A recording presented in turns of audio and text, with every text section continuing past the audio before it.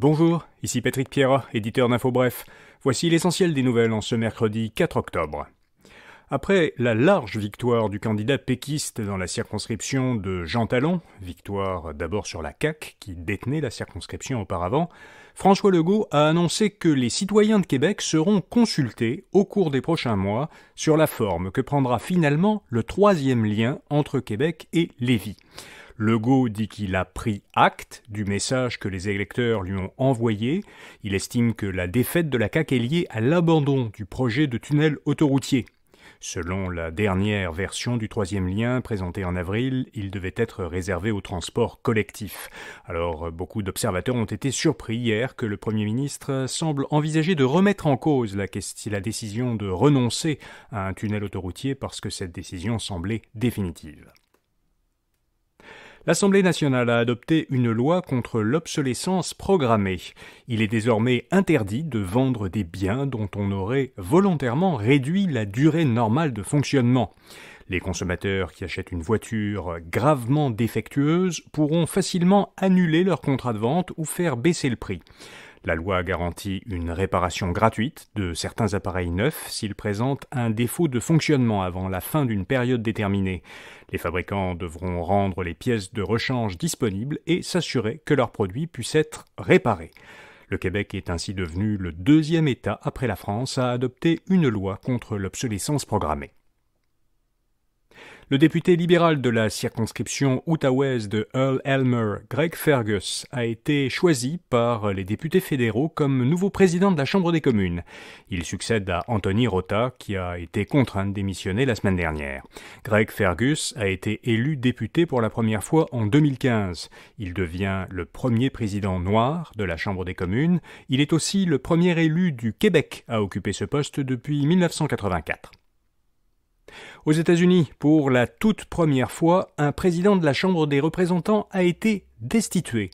Les 208 représentants démocrates et 8 républicains ont voté en faveur de la destitution de Kevin McCarthy.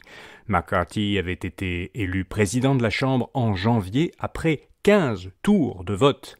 Il a été victime hier d'un vote sur une motion qui avait été déposée par un élu de l'aile droite du Parti républicain, Matt Gaetz. La Chambre des représentants est maintenant paralysée jusqu'à l'élection d'un nouveau président. Le Congrès, qui réunit la Chambre et le Sénat aux États-Unis, ne dispose que d'une quarantaine de jours pour adopter le budget fédéral. Selon le journal britannique Financial Times, l'Inde réclame le départ de 41 des 62 diplomates canadiens qui sont actuellement en poste à New Delhi. Le gouvernement indien menacerait même de révoquer leur immunité diplomatique s'ils n'ont pas quitté le pays d'ici une semaine. Les consommateurs ont beaucoup de cartes de fidélité.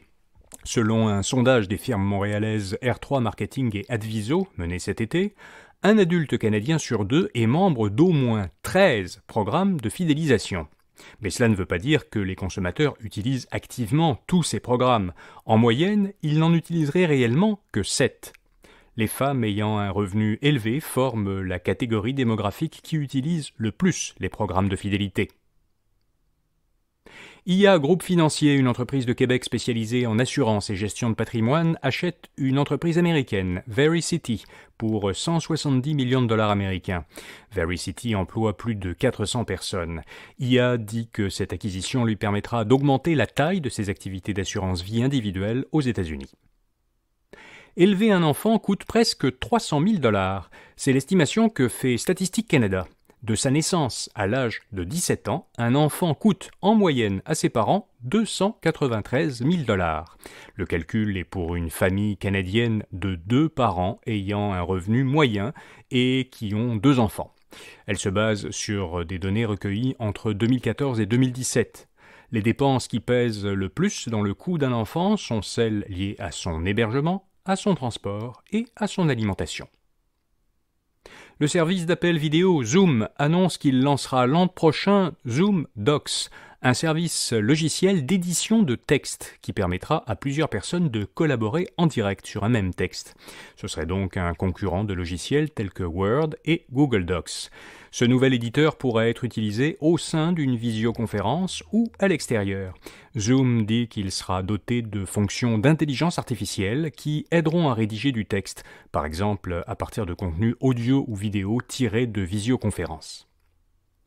Enfin, un nouveau transporteur aérien basé en République dominicaine, Arajet, proposera cet automne des vols directs à bas prix vers Saint-Domingue depuis Montréal et Toronto.